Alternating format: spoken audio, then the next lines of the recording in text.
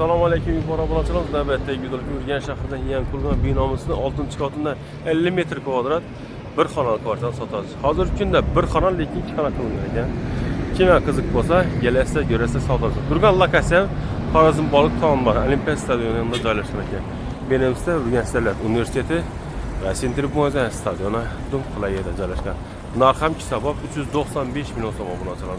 Insonlar bilan olib Obunachilar liftlarimiz ishlab turibdi. 6-qavatga keldik.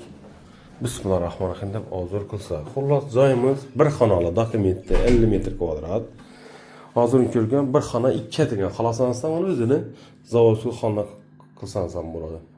Ko'p odam endi o'zinchi xohishchilar yashaydi. Rakovina joylashgan. Chap tomonda sanujellarimiz, o'ng tarafimizda oshxona joylashgan ekan. Xullas oshxona ixchamladi bu yerda qo'yilgan. Kim mashinalar joylashgan ekan. Aristollarimiz ham bor. Karustom gaza ega. Biz oshxona bo'lishi, hozir bu yerdan bir spayna qilingan. Do'q kontinu katyollarga ega. Patologimizga yezak.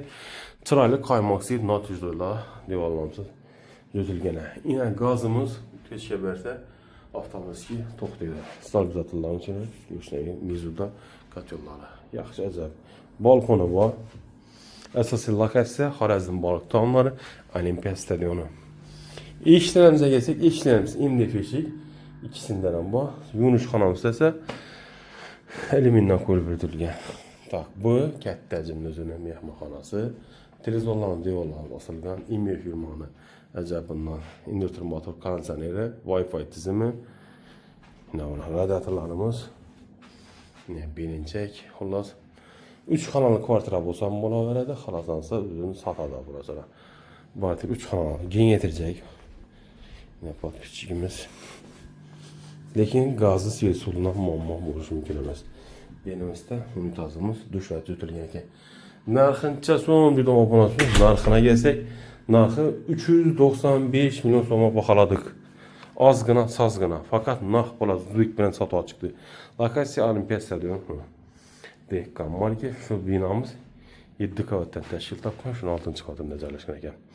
88 530 million Doynorbek aloqa chiqadi. 88 601 77. Kemni o'zimiz aloqa chiqadi. Instagram, Telegram, YouTube kanal har doimgidek Xorazm uy bor desangizlar chiqadi bo'lsa. Reklama xizmatlari pulli, kanallar joylashsa pulli esa sog' bo'linglar, omon bo'linglar. Esa ostangina videolarimizni yakunlab qo'yamiz.